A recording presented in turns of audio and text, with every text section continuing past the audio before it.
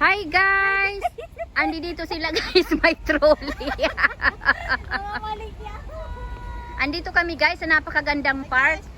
At ang tahimik guys ng park na to guys. This is Life with Gina. Binibidyohan ko guys sila. Ayan. Ayan si Shing.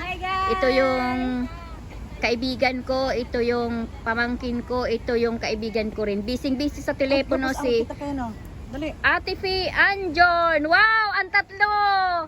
Yung isa, sumama ka din. Yes! Woohoo! Ayan. Yan sila guys. Oh, tapos ito yung ano. Oh, yan dapat, wag tayong ma-stress pag nag-day off ka.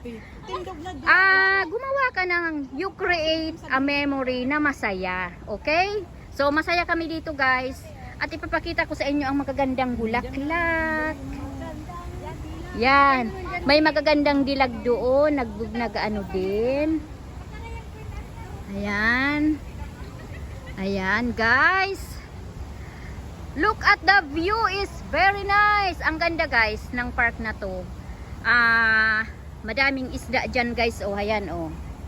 Ayan yung mga isda. Nag-ano. Kunti nga lang ang tao sa ngayon. Kasi yung iba naglakwat siya na. Dito talaga ang tambayan ng mostly Pilipina.